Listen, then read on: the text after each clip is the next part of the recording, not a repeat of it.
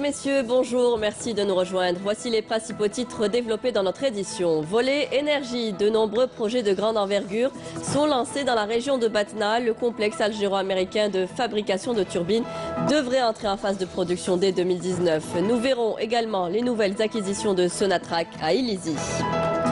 Le secteur agroalimentaire attire de plus en plus d'investisseurs. C'est le cas dans la wilaya de Biskra, région connue pour son potentiel dans le secteur agricole notamment.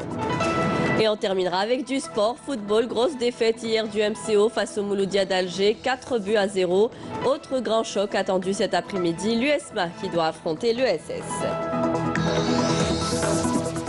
Bonjour à tous et bienvenue. Le ministre de la Justice poursuit ce mardi sa visite de travail par l'inspection de structure du secteur au chef-lieu de la wilaya d'Adrar. Taïb Lour, qui avait entamé sa visite hier dans la région, avait procédé à l'inauguration du tribunal d'Aoulef. Il avait indiqué en marge de sa visite que la modernisation du secteur de la justice était une question urgente. Je vous le disais, en titre, Batna renforce son tissu industriel. De nombreux projets de grande envergure sont lancés dans la région. On vous en parlait hier d'ailleurs avec ce complexe algéro-américain de fabrication de turbines situé au parc industriel de la commune de Ain Yagout. Il devrait entrer en phase de production en 2019. C'est ce qu'a annoncé le ministre de l'Énergie en visite dans la wilaya. D'autres infrastructures ont été inspectées par Mustafa Guitouni. C'est de cette usine en construction, fruit d'un partenariat algéro-américain entre le groupe Sonelgaz et General Electric, que sortiront les premières turbines à gaz et à vapeur fin 2018, début 2019. C'est en tout cas ce qu'a annoncé le ministre de l'Énergie Mustafa Guitouni depuis Batna, où il effectuait une visite d'inspection et de travail. Le complexe entrera en phase de production à la fin de l'année ou au plus tard, durant le premier semestre 2019. La production démarrera avec 1500 MW dirigée vers la centrale d'Oumesh dans la wilaya de Biskra pour renforcer l'approvisionnement en électricité. Lors de sa visite, le ministre a donné le coup d'envoi de la mise en service de la centrale Ain Jasser qui permettra de passer le prochain été sans coupure à Batna et dans le reste des wilayas du pays. La mise en service de la centrale Ain Jasser fournira au réseau national 800 MW, ce qui nous permettra d'avoir un été sans coupure. Ce projet s'inscrit dans le cadre du programme du président de la République, dont la vision a grandement servi le pays, notamment le secteur de l'énergie. Au cours de sa visite, le ministre de l'Énergie a procédé à la mise en service du projet d'alimentation en électricité de 200 ménages du village Sid Khayer dans la commune de Djerma et au raccordement au réseau d'alimentation en gaz naturel de 500 foyers du village Tabgart dans la commune de Ouled Sidi Slimane.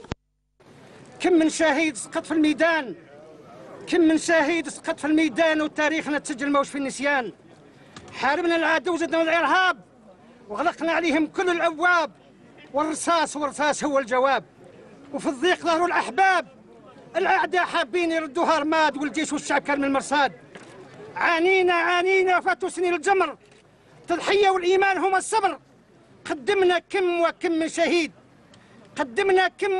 شهيد من أجل الوطن الحبيب الجزائر الحبيبة تبقى حية بالمصالحة بالوئام والمصالحة الوطنية. الجزائر الحبيبة تبقى حية بالوئام والمصالحة الوطنية. بلغونا سلامنا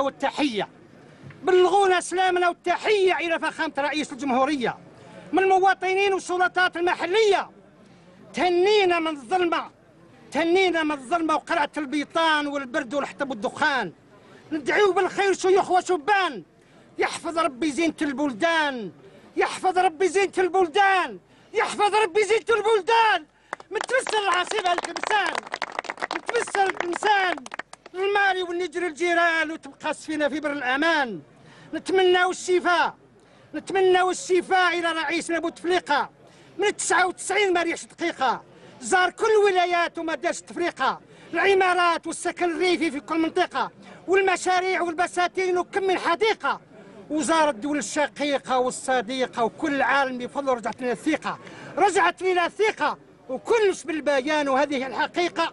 الأمن والاستقرار تنحى لنا الحصار والنظرة الشينة في كل مطار السياحة والاستثمار وكل سنة يزيدوا الزوار وكل متلا مسموعة في الدول الكبار يستأثرون حتى في الأفكار. وتحية الجزائر والسلام عليكم ورحمة الله تعالى وبركاته.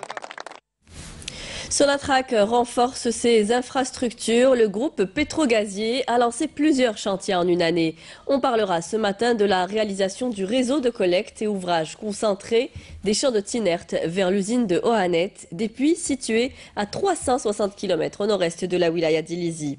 Des ouvrages confiés exclusivement aux entreprises nationales, 5 au total, avec à la clé une économie de 300 millions de dollars en devises. Le reportage d'Abdelmajid Benrassi. Garder le cap et rester sur un niveau de production constant en vue de répondre à la demande de ses clients et des engagements pris. Un objectif que Sonatrach s'est assigné en toute conjoncture et en toutes circonstances. Et c'est dans cette perspective que s'inscrit le projet de développement des champs de Tinert, traitement de gaz brut dans les installations existantes d'Ohanet, situé dans la région gazière de Inamenas, pour un apport en production qui doit atteindre 10 millions de mètres cubes jour. Avec les moyens algériens, avec le personnel algérien, avec tout ce qui est algérien. Donc c'est le deuxième aspect qui est extrêmement important. Cette usine est développée 100% par des Algériens. Et vous avez assisté au lancement des travaux. Donc il y avait tous les champs de Tinert. On avait préparé un appel d'offres international pour pouvoir le développer. Et donc, ça devait être fait par des entreprises étrangères. Il y a 2 mois ou 3 mois de ça, on a pris la décision en interne à Sonatrach de le réaliser 100% avec des entreprises algériennes. Et pour réaliser cet important projet de raccordement de 50 puits pour une valeur de 27 milliards de dinars, Sonatrach a fait appel directement à des entreprises algériennes, 5 au total, l'ENGCB, l'ENGTP, Cosider, ENAC et Infratel pour la fibre optique. Aujourd'hui, on est là parce que c'est un projet qui a été confié initialement aux étrangers, mais si vous vous souvenez bien, la signature de ce contrat a été signée lors de l'inauguration du projet de Rgen. Donc, il y a peu de mois, nous sommes ici. Donc, c'est un challenge pour les entreprises nationales et notamment les filiales qui sont un atout pour Sonatrach. Pour aujourd'hui, à peu de mois, on lance le 1er juin de soudage. Donc, on fait le développement. Donc, les développements, parce qu'une fois le champ est terminé, il y a toujours des développements, des raccordements de nouveaux puits. Donc, chaque champ terminé, donc il y a son GTP qui reste. Il reste pour 2 choses, pour le développement, pour la maintenance. Comme vous le savez, Ohanet, c'est un champ qui produisait jusqu'à 20 millions de mètres cubes jour. C'est une usine qui date des années 2000. Qui arrive en fin de cycle, c'est-à-dire que nous n'avons plus assez de gaz pour la faire fonctionner. C'est un challenge pour toutes les filiales du groupe Sonatrach. Et ça, c'est très important pour nous, ça nous encourage. Donc on s'inscrit totalement sur la politique du pays, du gouvernement, qui favorise donc le travail des Algériens et le travail national. Et pour limiter, diminuer un peu la facture, réaliser quand même en devise aujourd'hui, c'est pas conseillé. Nous avons les capacités, nous avons des ingénieurs, nous avons des capacités humaines, un savoir-faire. Je ne vois pas pourquoi aujourd'hui la réalisation de la confie à des sociétés étrangères. Un marché important pris en charge par des entreprises algériennes et à la clé quelques 2000 emplois. Et le plus important encore, ce projet exécuté par des entreprises locales fera gagner à Sonatrach une enveloppe de 300 millions de dollars en devises. Le PDG de Sonatrach a profité de sa visite pour rassurer les employés du groupe. Il affirme avoir pris les mesures nécessaires pour régler les problèmes socio-professionnels relevés par les travailleurs. On l'écoute, il était au micro d'Abdelmajid Benrassi. Je voulais à tout prix que les gens qui travaillent dans l'entreprise soient bien considérés, soient bien respectés, soient engagés totalement dans l'entreprise et pris en charge totalement. Et c'est à ce titre-là qu'il y a 2 ou 3 semaines de ça, j'ai signé des documents pour que le tiers payant soit pris en charge. C'est-à-dire que maintenant, chaque employé de Sonatrach, quand il cotise 20% de son salaire, 80% est pris en charge par la Sonatrach. Et à ce titre, n'importe quelle personne de la famille, de l'employé, de Sonatrach peut se faire soigner quel que soit l'endroit, quelle que soit la clinique, quel que soit l'hôpital. Et ça, c'est fondamental. C'est-à-dire que maintenant, le travailleur de Sonatrach est protégé du côté de la santé. Donc le premier point, comme j'ai dit, c'était avoir des employés en bonne santé, et ça c'est fondamental. Le deuxième point, de la protection des personnels, c'était la retraite. Comme vous le savez, ça fait quelques années, on a eu des difficultés pour payer le complément de retraite. C'est ce que nous avons réglé récemment. Donc, du point de vue personnel, je pense que les grosses difficultés que j'ai eues au départ sont réglées. Le secteur agroalimentaire, un filon qui se développe de plus en plus dans la région d'El Oued. Une véritable industrie est en train de se mettre en place. Le ministre de l'Industrie et des Mines encourage d'ailleurs les investisseurs et les appelle à contribuer à l'aménagement des zones d'activité industrielle. Youssef Yousfi s'était rendu dans la zone industrielle d'El Fouila et de Kouinine. Hasna Zouberi. El Oued est une des wilayas qui a enregistré de grands progrès dans l'investissement industriel, notamment dans l'industrie de transformation. Lors de sa visite de travail dans la wilaya, le ministre de l'Industrie et des Mines, Youssef Yousfi, a rappelé les efforts de l'État à encourager l'investissement créateur de richesses en dehors du secteur des hydrocarbures. Je suis ravi parce que la wilaya d'El Oued a vraiment réussi, notamment dans 3 secteurs d'activité. L'agriculture, le BTPH et l'industrie, surtout l'industrie agroalimentaire. Résultat, le taux de chômage a baissé de 7%. Monsieur Youssef Yousfi a visité les 2 zones industrielles El Foulia et Kouinine, 2 zones qui vont être aménagées pour accueillir de nouveaux projets industriels. Pour aménager ces zones, l'investissement de l'État ne va pas suffire. Il faut également l'implication des investisseurs privés. À moyen terme, la wilaya d'El Oued deviendra un pôle industriel par excellence, notamment dans l'agroalimentaire. La wilaya d'El Oued compte aujourd'hui plus de 7000 petites et moyennes entreprises, employant plus de 23 700 personnes. Elle est appelée à se développer davantage, notamment après l'ouverture des 2 zones industrielles de Kouinine et d'El Foulia. Autre région qui se lance dans ce secteur, l'agroalimentaire, la wilaya de Biskra, plus précisément dans la région de Ouled Djellel, avec un potentiel d'investissement conséquent dans le domaine de l'agriculture notamment. La wilaya offre un cadre adéquat pour les investisseurs. Manel Boutouaba. Djellel, qui jouit depuis 2015 du statut de wilaya délégué de Biskra, est réputé pour ses ovins et ses dattes. Sa nouvelle politique est orientée actuellement vers l'industrie, agroalimentaire principalement. Un bond en avant considérable a été enregistré dans le secteur où Ouled Djellel attire beaucoup d'investisseurs et pour cause, un terrain favorable a été préparé pour les accueillir.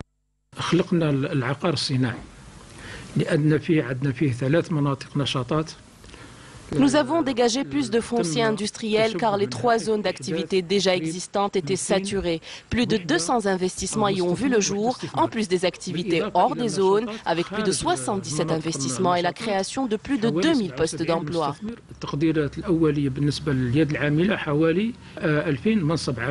Qui dit investissement dit naturellement résorption du chômage. Tous les jours, de nouveaux postes sont créés. Investisseurs et habitants de la région y trouvent leur compte. Une main-d'œuvre de qualité et un accompagnement par les autorités locales qui ont permis aux chefs d'entreprise d'entrevoir un avenir meilleur. Prochaine étape, l'export.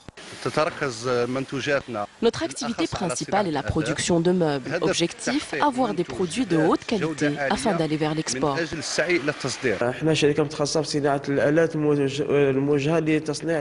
Notre activité consiste à fabriquer des machines destinées au secteur agroalimentaire. Nous avons bénéficié d'un crédit ANSEJ.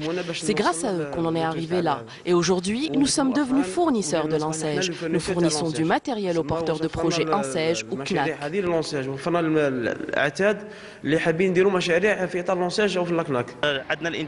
Nous produisons des tubes PVC de toutes dimensions. Nous employons 60 à 70 personnes.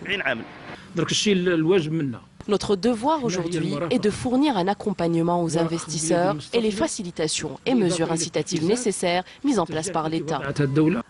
Le climat change à vue d'œil à Ouled Djellal, plus propice à la création d'entreprises. Un bond qualitatif a été constaté en matière de qualité de vie des citoyens. Des mutations constatées au quotidien par ces derniers qui aspirent à voir un jour leur wilaya délégué devenir un pôle industriel, touristique et agricole par excellence.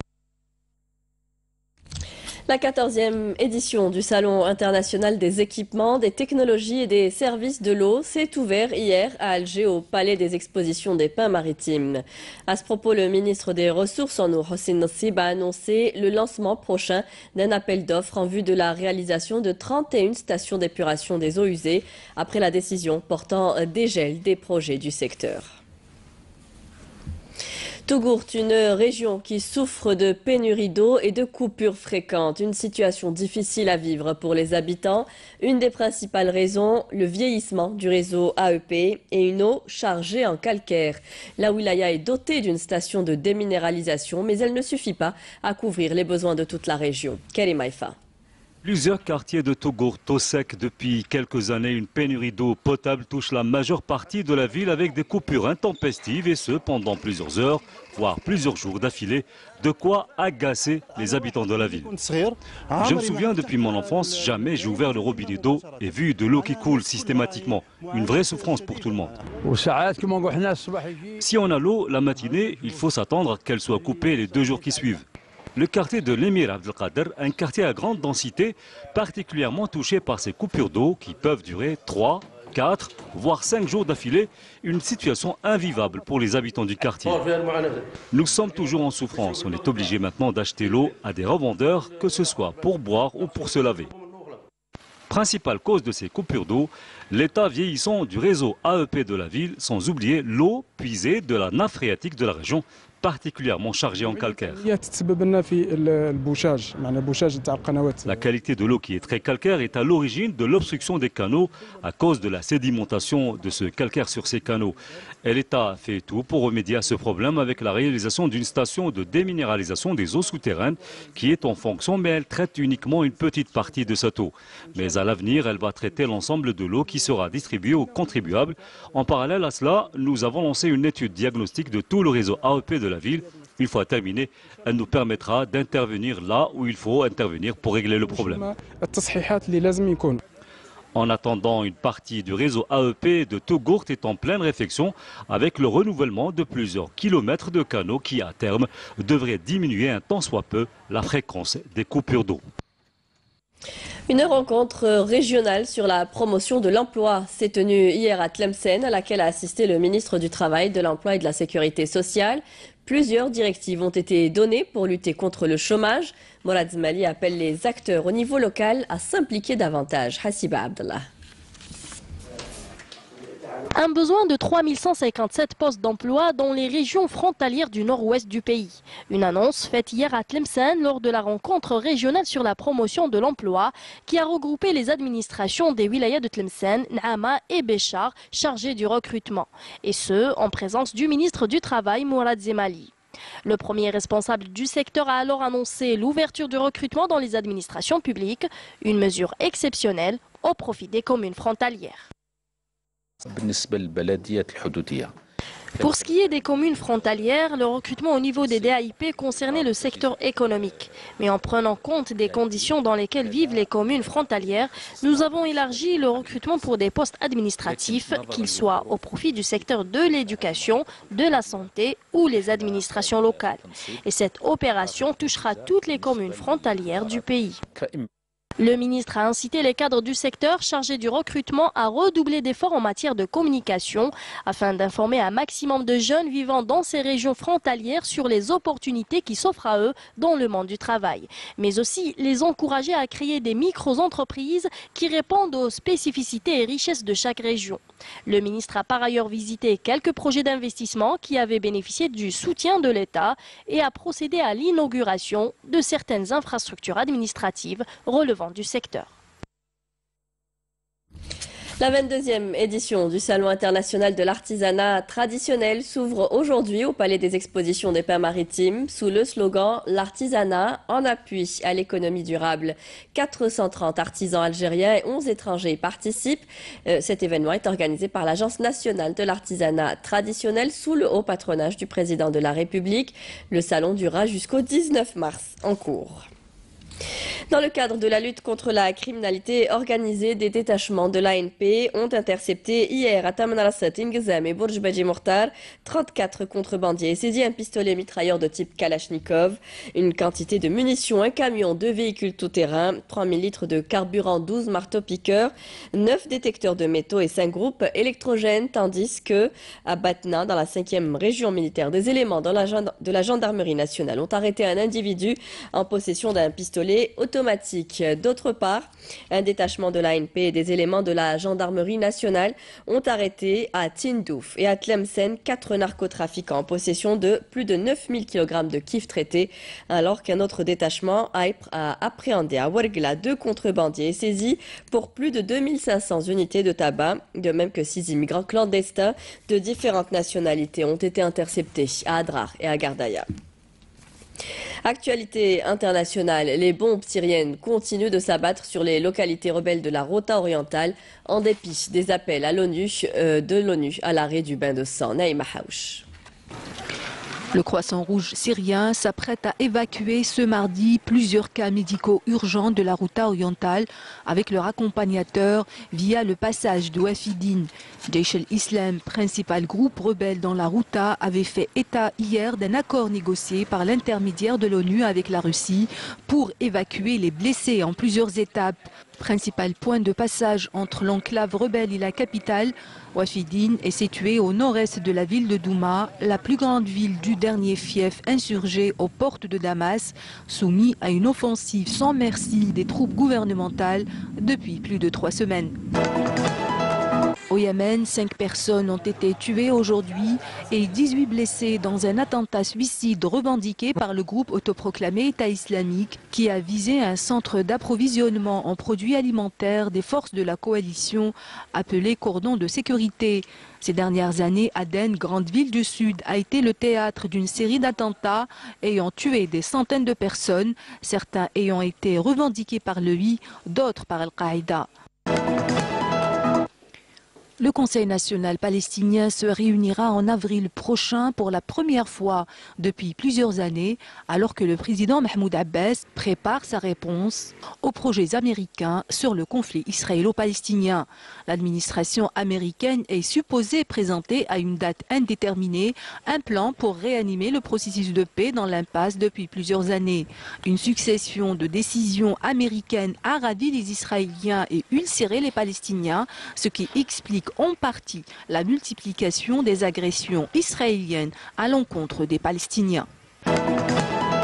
49 personnes ont été tuées et 22 blessées dans le crash d'un avion de la compagnie bangladaise US Bangla Airlines en provenance de Dhaka, près de l'aéroport de Katmandou. Le pire accident d'avion au Népal depuis près de 30 ans.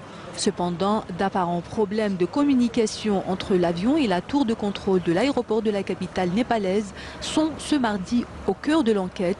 Les boîtes noires de l'épave calcinée ont été récupérées.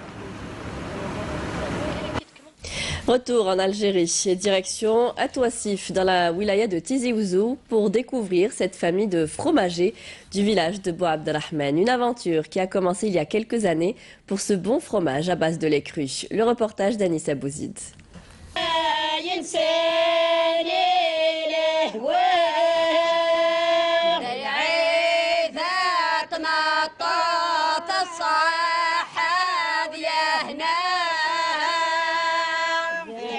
Nous sommes à Bouabdelrahman, dans la commune de Atouassif, de la wilaya de Tizi Ouzou, où la famille Abdelmalek s'est lancée en 2001 dans la fabrication artisanale du fromage au lait cru de vache.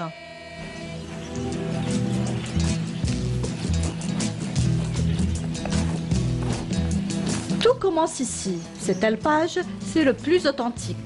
El-Sré, le berger, veille sur son troupeau. Les vaches sont sur les pâturages jour et nuit. Oui, c'est un travail de famille, comme vous venez de voir. Moi et ma femme, nos enfants. Un manque à l'appel parce qu'il est à l'école, enfin au lycée. Sinon, pour l'instant, c'est familial. Voilà. Alors, il y a votre femme aussi, elle fait beaucoup de choses. Elle est à 90% de ce qu'on fait. Elle fait tout, pratiquement. Pratiquement, oui. Ça veut dire, nous, on l'aide, c'est tout.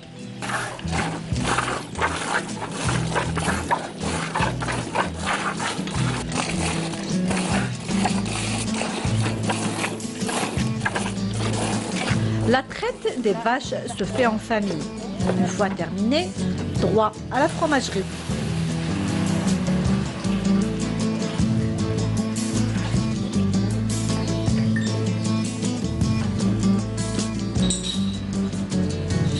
Fahima, la femme du berger, met son équipement et entame la fabrication du fromage. Aujourd'hui, elle est aidée par ses cousines Nassera et Algia.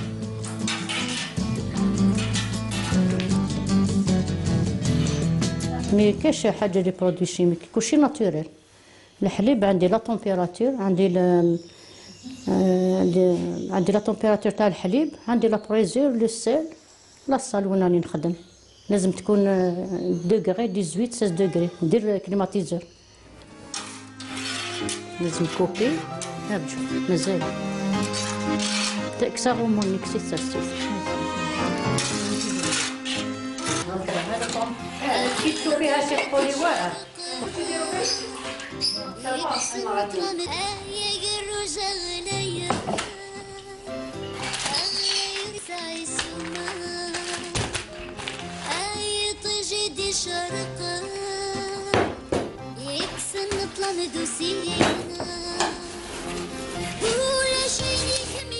En collaboration avec une association ADPAL de Beniani, on a fait une formation. Alors, la première formation, c'était en 2005. C'était avec un fromager de France. C'était M. Michel Dupont. Mais on était déjà fromager. D'abord, quand il est venu, il trouvait des fromages. Même quand il est reparti en France, il a pris 3 ou 4 kilos de fromage avec lui. Il m'a dit, c'est pour leur dire, venez voir les fromages qu'on fabrique en Kabylie. Et c'est comme ça. Et puis cette association, quand même, ils m'ont fait 2 fois... Ils ont organisé 2 fois mon stage en France. J'ai été 2 fois en Alsace. J'ai fait 2 stages sur la conduite d'élevage et la fabrication des fromages. Ça nous a quand même apporté beaucoup de choses. Au fil du temps, Fahima a acquis de bons réflexes. Son fromage est connu par sa qualité. راجلي دار لي ستاج في الخارج، دارنا هنايا وقرينا وحدنا، قرينا وبدينا نخدموا وحدنا انا وراجلي ندير شوفي نقراو ومن بعد نجيبوا الحليب ونسيو. شوفي كيف يخرج هذيك لاروسات هذه وهذه وعليها ماشي مليح هذا بعد خلاص ولا تعلمنا كاع وحدنا تعلمنا وحدنا. Femme courageuse et ambitieuse, Fahima a développé une grande variété de produits qui sont ensuite distribués dans les commerces et dépassent même les frontières.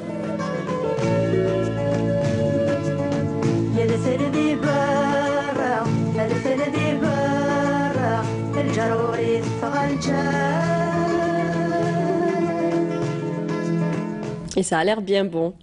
Le championnat d'Afrique de cross-country débutera samedi prochain dans la wilaya de Chlef. 6 nouvelles nations ont confirmé leur participation à cette 5e édition, portant ainsi le total des pays engagés à 22. Nos athlètes sont actuellement en regroupement au Centre national de préparation des équipements sportifs de la wilaya. Nordin Saad. La dernière ligne droite de l'élite nationale de cross-country avant le grand rendez-vous continental prévu ce samedi à Chlef. Après les stages de Zeralda et Tijda, et après avoir participé au championnat national disputé fin février, nos athlètes sont en regroupement au Centre national de préparation des équipes sportives dans la wilaya de Chlef. Toutes les conditions idéales pour une bonne préparation sont réunies et l'ambiance au sein de nos différentes équipes nationales est familiale. المنظمين اللي داروا لنا ستاج واللي داروا لنا تربص هنا في شلف وكما عندكم عندنا الشامبيونات دافريك اللي هنا تكون في الاخر في ولايه شلف بالجزائر تاعنا وان شاء الله نديروا نتيجه مليحه ونشرفوا الاعلام تاعنا. اول حاجه نشكروا الاتحاديه الجزائريه للالعاب القوى اللي وفرت لنا هذو التربصات، وكنا ورانا في المستوى مليح، وان شاء الله نكونوا مع النتائج جيده في البطوله الافريقيه. حضرنا المنافسه تحضير جيد، يعني ما بدايه السنه ونحن تربصات، وكانوا معنا المدربين واقفين معنا، وان شاء الله نكونوا قد المسؤوليه ونحققوا نتيجه ايجابيه ان شاء الله. Rendez-vous incontournable, ces championnats d'Afrique verront la participation des meilleurs athlètes africains dans plusieurs champions du monde de cette discipline. Quels sont alors les objectifs des athlètes algériens? On a eu tous les moyens, donc la balle est dans notre camp, nous entraîneurs, mais n'oublions pas que le niveau est très très haut. En champion 2017, sur les 8 premières nations en senior, il y avait 8 Africains. En junior, c'est kiff-kiff. Le niveau est très haut. En dame, c'est kiff-kiff. Parce que quand tu as l'Érythrée, le Kenya, le Ouganda et l'Éthiopie, donc ça veut dire que c'est un championnat mondial. Donc tous nos athlètes là, ils sont courageux, ils vont faire tout ce qu'ils peuvent pour honorer ce drapeau, le drapeau algérien. نديروا مجهود بنكونوا في المستوى، بنكونوا مع الثلاثه الاوائل ان شاء الله في البطوله الافريقيه. Quant au côté organisationnel de l'événement, les préparatifs vont bon train et tout est fin prêt pour le jour J. Nous sommes passés maintenant à la vitesse supérieure dans l'organisation de ce grand événement africain. Maintenant, il reste quelques retouches, les dernières retouches. Tout sera, Inch'Allah, fin prêt le jour J. Surtout avec, ça sera une manifestation de haute qualité, avec la confirmation de 22 pays dont l'Algérie.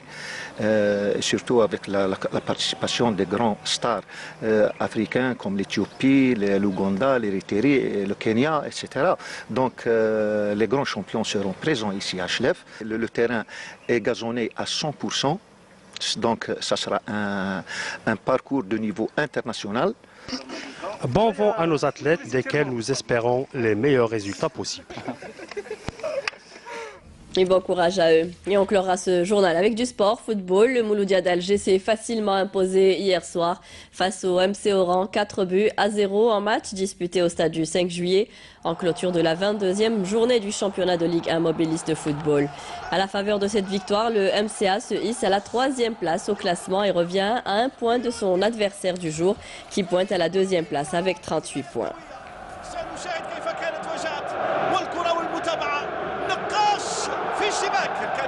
والطرقات كرة من هناك لنقاش، يحاول نقاش في هذه الكرة المتابعة من مكاوي، نقاش يتفوق يلعب كرة إلى توزيع من هنا،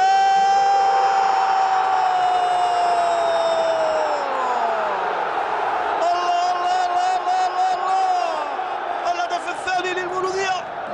كانوا دائما متأخرين. رفيق صيفي وتحضير للكرة من هناك للمولودية للمرة الأولى والثانية، توزيع أرضية والثالثة.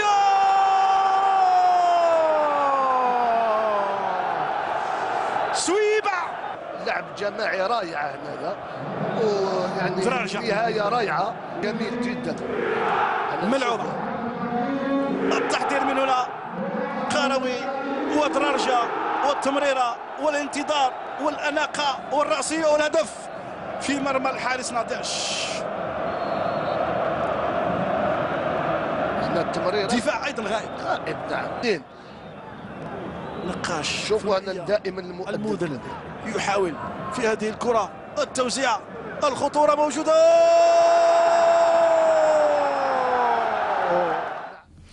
Et voilà donc le match qui s'est terminé sur un score de 4-0, match qui a opposé, je vous rappelle, le MCA au MCO. L'entente de Sétif tentera cet après-midi au stade Omar Hamadi face à l'USM Alger de poursuivre son redressement et s'approcher du podium, un match comptant pour la 23e journée du championnat de Ligue 1 mobiliste, alors que les Usmistes viseront la victoire pour s'emparer de la 3e place qu'ils partagent avec le promu Paradou Athletic Club. Le match sera retransmis en direct sur Canal Algérie, la chaîne terrestre, à 17h. Et vous pouvez revoir nos journaux télévisés et suivre l'actualité nationale et internationale sur notre page Facebook et YouTube. Les adresses s'affichent au bas de votre écran. C'est la dernière information de ce journal. Merci à vous tous de nous avoir prêté attention. Tout de suite, vous retrouverez Amel Laribi pour les prévisions météo. Ce soir, rendez-vous avec Nadia Medessi pour le journal de 19h. Très bonne journée à tous. Au revoir.